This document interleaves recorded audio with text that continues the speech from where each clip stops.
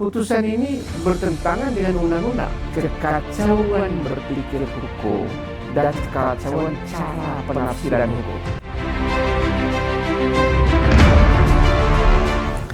Assalamualaikum warahmatullahi wabarakatuh. Kali ini saya ingin berkomentar di kursus publik yang sekarang lagi ramai.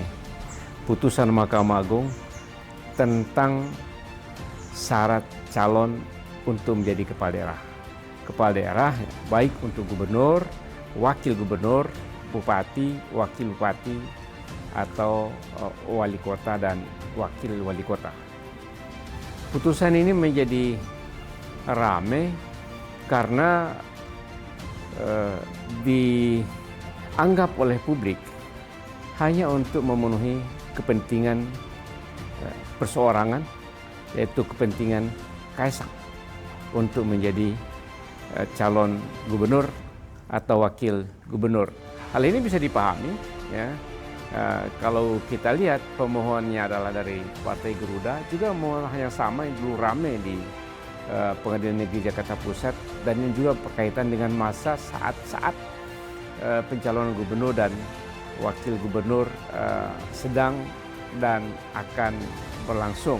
Karena sudah bisa dipastikan ketika saat kalau Kaisang mau menjadi calon gubernur, maka bisa dipastikan tidak akan memenuhi syarat, tidak akan mencapai 30 tahun sesuai dengan ketentuan undang-undang atau peraturan KPU yang ada. Nah, saudara, kalau kita baca sumber atau batu uji terhadap peraturan KPU, ya, mengenai syarat pencalonan untuk kepala daerah, itulah pasal 7 Undang-Undang Nomor 10 Tahun 2016. Dalam pasal 7 itu ditentukan syarat untuk menjadi calon kepala daerah, ya, calon gubernur, wakil gubernur, bupati, wakil bupati maupun wali kota dan wakil wali kota. Di sana dalam salah satu syaratnya menyatakan bahwa telah mencapai umur 30 tahun untuk calon gubernur atau wakil gubernur dan 25 tahun untuk calon wali kota, wakil wali kota atau bupati dan wakil bupati. Masalahnya 30 tahun itu ditetapkan sejak kapan? Nah, oleh KPU menentukan dihitung sejak penetapan sebagai calon. Ini wajar saja karena ini syarat calon, bukan syarat untuk menjadi kepala daerah. Syarat calon ya ketika seseorang mau berkompetisi menjadi calon. Nah, sementara putusan MA menyatakan bahwa putusan ini bertentangan dengan undang-undang. Masalahnya dengan undang-undang yang mana? Tadi kalau kita lihat yang dirujuk tentu adalah pasal 7 Undang-Undang Nomor 10 Tahun 2016, karena di sana menentukan syarat-syarat calon untuk kepala daerah. Nah, di sana ditentukan syarat calon, bukan syarat untuk menjadi kepala daerah. Maka syarat calon itulah ketika dia menjadi calon, pada saat itulah ditentukan syaratnya. Jadi putusan MA mengandung kekacauan berpikir hukum dan kekacauan cara penafsiran hukum. Kalau kita pakai misalnya cara penafsiran gramatika terhadap undang-undang pasal 7 itu, Undang-Undang Nomor 10 Tahun 2016, maka sangat clear. Secara gramatika yang dimaksud adalah syarat calon. Artinya kapan dia menjadi calon, pada saat itulah ditentukan umur seseorang. Ketika digeser kepada syarat pelantikan, itu bukan lagi syarat calon, tapi syarat untuk menjadi kepala daerah. Ini sesat pikir yang pertama dari penafsiran gramatika. Kemudian yang kedua, ada juga metode penafsiran lain. Penafsiran original intent atau penafsiran historis.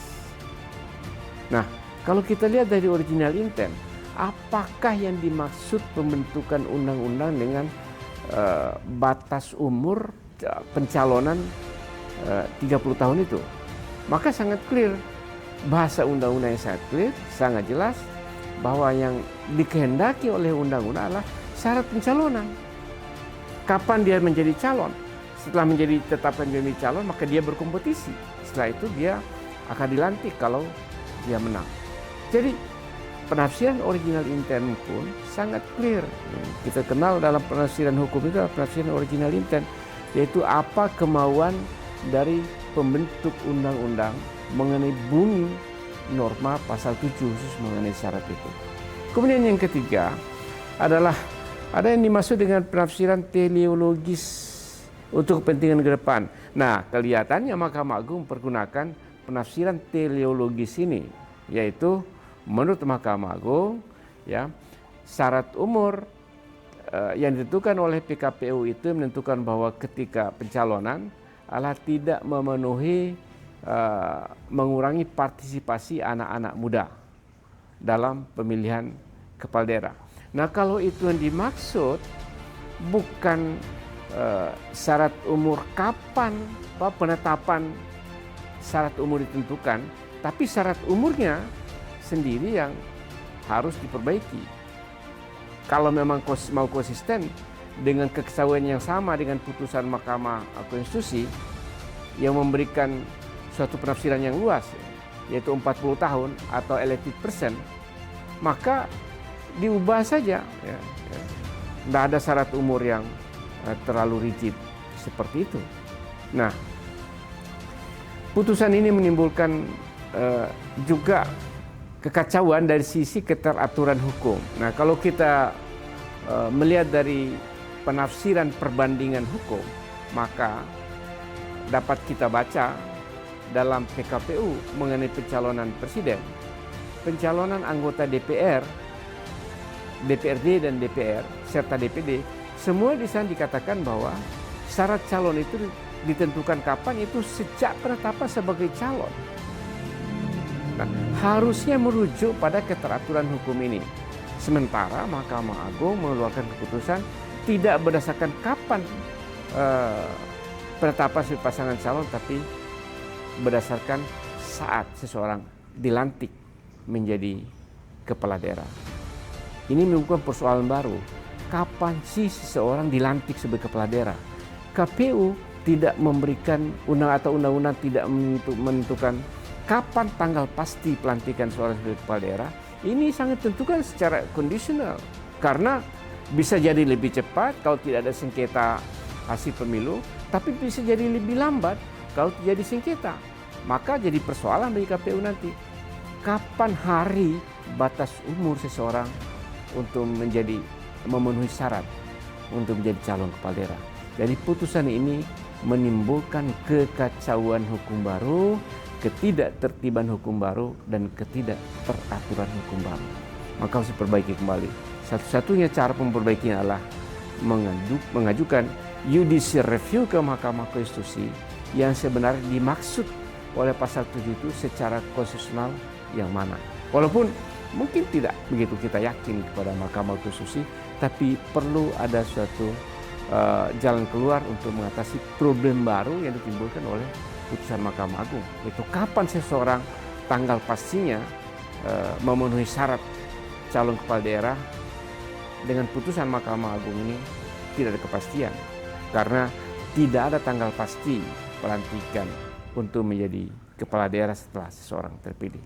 Saya kira ini suatu perkembangan hukum yang sangat mengkhawatirkan, ya, suatu contoh yang sangat tidak baik bagi pembangunan hukum kita ke depan. Assalamualaikum warahmatullahi wabarakatuh.